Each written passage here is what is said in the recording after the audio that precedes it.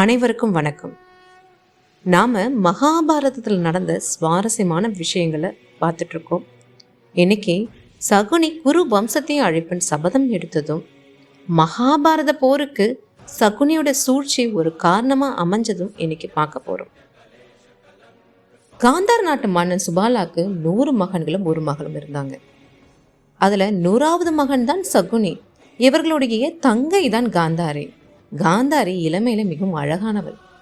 இவ 100 மகன்களுக்கு தாயாகுவாள்ன்ட்டு சிவபெருமான் இவங்களுக்கு ஒரு வரம் கொடுத்துருக்காங்க. இவங்களுடைய அழகை பற்றியும் அந்த வரத்தை பற்றியும் கேள்விப்பட்ட பீஷ்மர் காந்தாரியை தன்னுடைய நாட்டுக்கு அரசியாக்க முடிவு செய்கிறார். அதனால சுபாலா கிட்ட சம்பந்தம் வச்சுக்க பெண் கேட்டு போறாரு.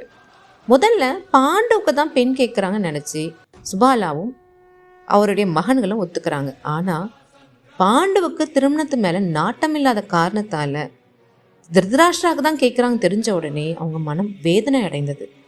கண் பார்வை இல்லாத ஒரு மனிதருக்கு தன்னுடைய அழகான மகளை எப்படி திருமணம் செஞ்சு வைக்கிறதுன்னு யோசிச்சாங்க. அதே சமயம் பீஷ்மருடைய கோபத்துக்கும் ஆளாக வேண்டாம் அப்படின்ட்டு அந்த திருமணத்துக்கு ஒத்துக்கிறாங்க. காந்தாரிக்கு செவ்வாய் தோஷம்.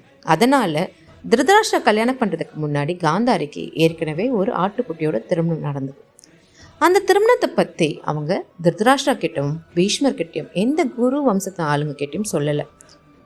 திருதராஷ்டிராக்கும் காந்தாரிக்கும் திருமணம் ஆனதும் காந்தாரி இந்த விஷயத்தை திருதராஷ்டிரா கிட்ட சொல்கிறாங்க. அதை தெரிஞ்சதும் திருதராஷ்டிராக்கும் பீஷ்மருக்கும் பயங்கர கோபம். நயவஞ்சகமாக சுபாலாவையும் அந்த 100 மகன்களையும் விருந்துக்கு வர சொல்லி அவங்கள சிறையில் அடைக்கிறாங்க.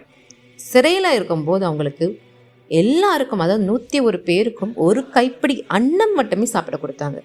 இவங்க பசியாலும் பட்டினியாலும் சாக வேண்டும்ன்றது எண்ணம்.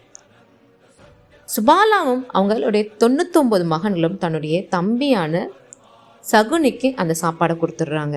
அவங்க எல்லாரும் பட்டினியும் பசியாலும் இறந்துடுறாங்க. ஆனால் சுபாலா சாகிறதுக்கு முன்னாடி சகுனி கிட்ட ஒரு சத்தியம் வாங்கிக்கிறாரு. குரு வம்சத்தை எப்படியாவது அழிக்கணும், அதுக்கு தன்னுடைய தொடை எலும்புலேருந்து ஒரு தாயக்கட்டையை உருவாக்கிட்டு நீ எந்த எண்ணெய் வேணும்னு அந்த தாயத்தை உருட்டுறியோ அந்த எண் விழும் அப்படின்னு சொல்லிட்டு அவர் இறந்துடுறாரு. அதே மாதிரி சுபாலா இறந்ததும் சகுனி அவருடைய தொடை எலும்புலேருந்து ஒரு தாயக்கட்டை செய்கிறாரு. இந்த தாயக்கட்டை மூலமாக தான் பாண்டவர்கள் கௌரவர்கள்கிட்ட தன்னுடைய ராஜ்யத்தை எல்லாவற்றையும் இழந்தது.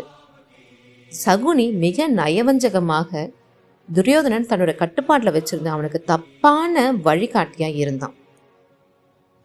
சகுனிக்கு பாண்டவர்கள் மேலே கோபமோ அவர்களை அழிக்கணுன்ற எண்ணமோ கிடையாது. அவருடைய குறிக்கோள் குரு வம்சத்தை அழிக்குது.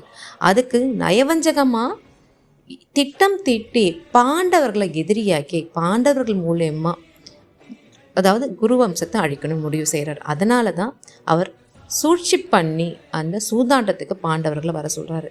பாண்டவர்கள் அந்த சூதாட்டத்தில் எல்லாவற்றையும் இழக்கிறாங்க. கௌரவர்கள் பாண்டவர்களில் 13 வருடம் நாடு கடத்துகிறாங்க. அதில் 12 வருடம் காட்டில் நாடோடிகள் போல எங்கும் அங்கும் அலைந்து திரிகிறாங்க. 13வது வருடம் யாருக்கும் தெரியாமல், அதாவது அடையாளம் தெரியாமல் மறைஞ்சு வாழணும். யாராவது அடையாளம் கண்டுபிடிச்சிட்டாங்கன்னா அவங்க திரும்பவும் 12 வருடம் காட்டுக்கு போய் நாடோடி போல் வாழணும். திரும்ப நாட்டுக்கு வரக்கூடாது, இந்த விதி. அதனால் பாண்டவர்கள் 13வது வருடத்தை விராடா நாட்டில் வாழலான்னு முடிவு செஞ்சு அந்த நாட்டுக்கு வராங்க. பாண்டவர்கள் தங்களுடைய அடையாளங்களை மாற்றி விராட நாட்டு மன்னர்கிட்ட சொல்கிறாங்க. யுதிஷ்டன் தன்னை கனகபட்டாண்டு ஒரு பிராமணனாகவும் தான் எல்லா கலைகளும் தேர்ச்சி பெற்றனாகவும் சொல்லவும் அவரை அவைத்தலைவராக்குறாரு அரசர். பீமன் நலாலன்ற ஒரு சமையல்காரனை அங்கே வேலைக்கு செய்கிறாரு.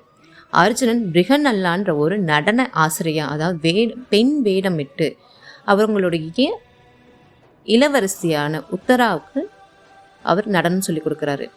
இது ஊர்வசியோட சாபமான 1 வருடம் ஆணும் அல்லாமல் பெண்ணும் அல்லாமல் வாழணும்னு சொன்னதை இந்த சமயத்தில், அதாவது விராடா நாட்டில் அவர் பயன்படுத்திக்கிறாரு. நகுலனும் சகாதேவனும் கிரந்திகா அரிஷ்டமேனின்ற பேரில் அந்த அரண்மனை கால்நடைகளை, அதாவது யானைகள், குதிரைகள், பசுக்கள் எல்லாரும் பராமரிக்கிற வேலையை பார்த்துக்கிறாங்க. திரௌபதி சைரந்திரின்ற பேரில் அரசிக்கு உதவியாளராக பணிக்கு சேர்றாங்க. அரசியோடைய சகோதரனான கீச்சகனுக்கு திரௌபதி மேல காதல் உண்டாயிற்று. திரௌபதி எங்க பார்த்தாலும் அவங்கள தொல்லை கொடுத்து வந்தாங்க. அதனால மனம் வருந்திய திரௌபதி பாண்டவர்கள்கிட்ட இந்த விஷயத்த சொல்றாங்க. பாண்டவர்கள் காதலை வாங்கிக்கவே இல்லை.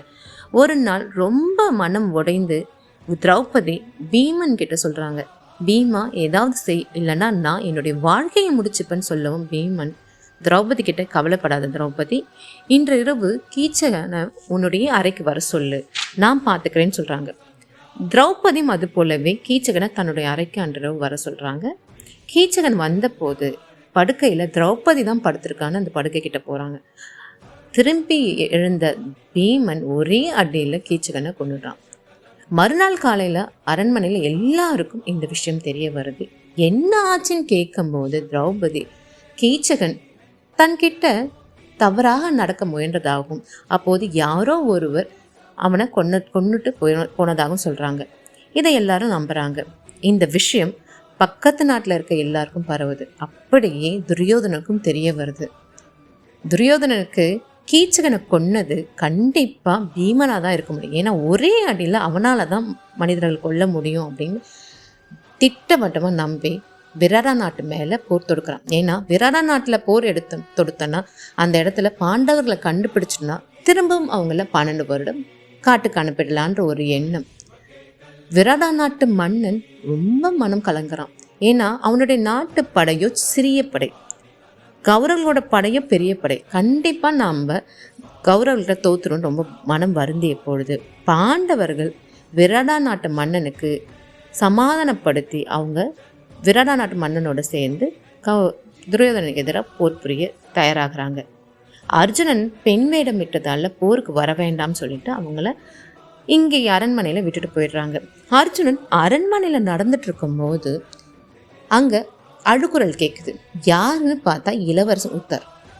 அவன் நேராக உத்தர்கிட்ட போய், இளவரசனான நீ இந்த நேரம் போருக்கு போய் உன்னுடைய நாட்டுக்காக போரிட்டு இருக்கணும், ஆனால் கோழையா இப்படி உட்காந்து அழுதுட்டு இருக்கேன்னு கேட்குறாரு.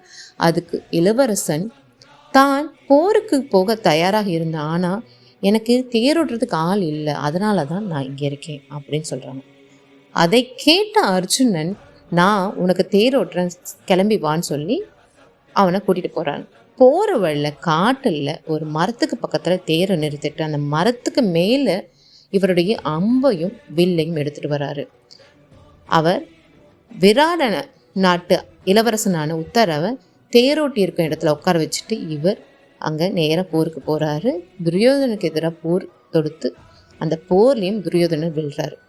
தன்னை தோற்கடிச்சது அர்ஜுனன் தான் துரியோதனுக்கு நல்லா தெரியும்.